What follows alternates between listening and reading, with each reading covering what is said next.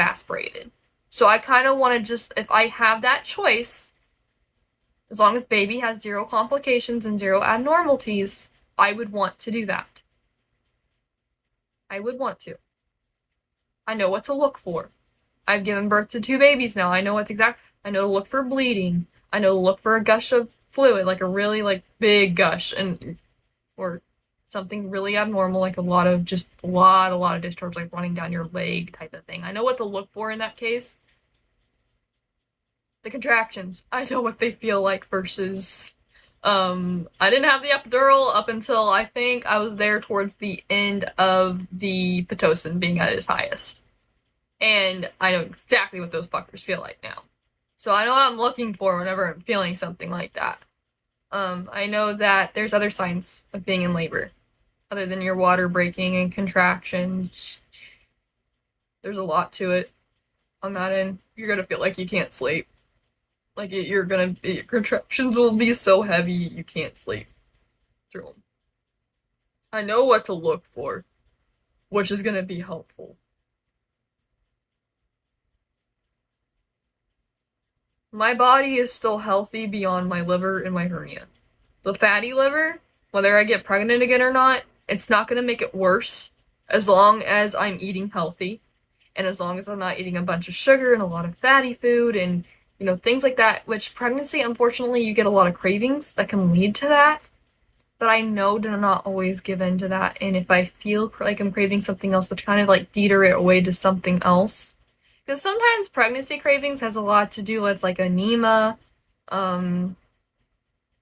blood sugar levels, sometimes blood pressure.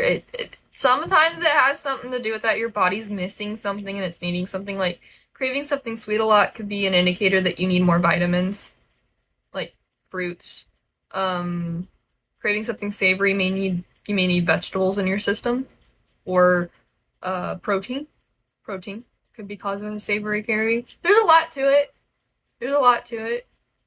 If I were to do this again, I would need as much support on it as possible. But at the time, I didn't want to tell Daniel because I'm like, I'm just gonna sound crazy. I'm gonna sound crazy. I'm gonna sound crazy for wanting this. I'm gonna sound crazy. That's what I was telling Daniel last time. Like, I don't really want to talk about it because I'm gonna sound crazy by saying it. I told him anyways because he kind of caught on to what I was talking about.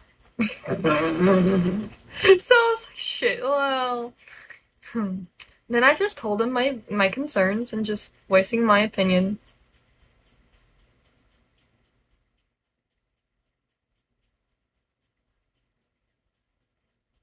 My gut's not telling me no.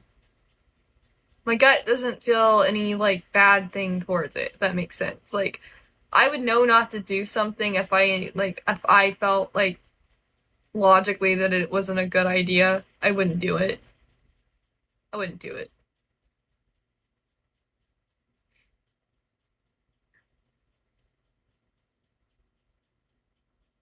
But I'd do it at least one more time to experience a little baby in my arms all over again, to experience pregnancy. Yes, I would. I would logically, intentionally want that. I would. To be able to have Izzy and Eleanor also experience that, to experience a baby kicking, and stuff like that. I also have to put my kids' feelings into this as well if it's gonna make that worse or better for them. But I've been through this with Izzy already.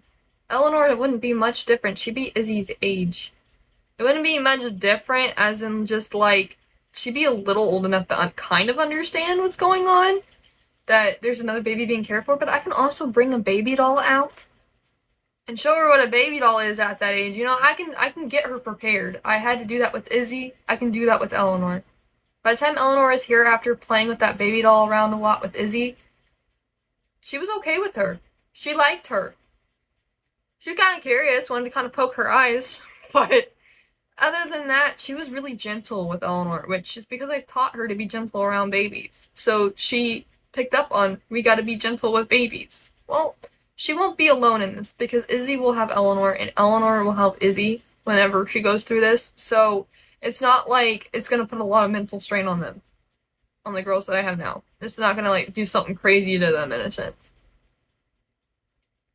They're not like 3 and 4 where they can turn around and smack their sibling. You know, like it's a little different when you have a huge age gap versus a closer age gap. It's a lot different when having kids.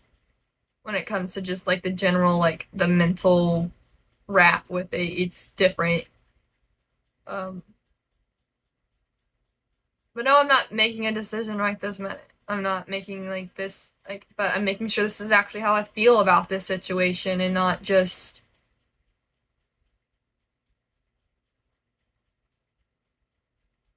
Daniel has someone at work that has like 8 kids and she's mentally unstable. But she's had 8 kids, not 3, 8.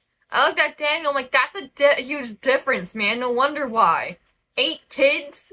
Like, hear yourself when you say that.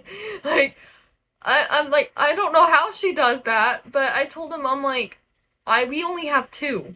It's not like it's 8. One more is not 8 kids, it's just 3. Okay, one more is just adding to the trio we got, right? It's not 3 more, it's 1 more. So, it depends on the woman. It really just depends on her. And I told Daniel, in a way, the only reason I've been feeling the way I have is because just the lack of support. Lack of support. That's it. If I was supported differently through certain things, I wouldn't feel that way. I know how to balance certain things I've had to do with Izzy and Eleanor. It wouldn't be any different with the third baby. It'd be the same type of balancing all over again.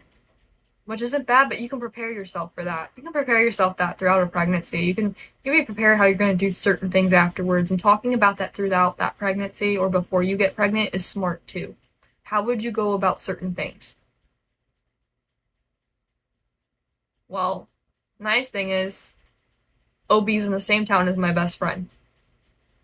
So if Daniel can't be there for an OB appointment, and I needed someone there with me, as long as she's not busy, not doing something herself, I can also bring my girls back there with me too if I had to.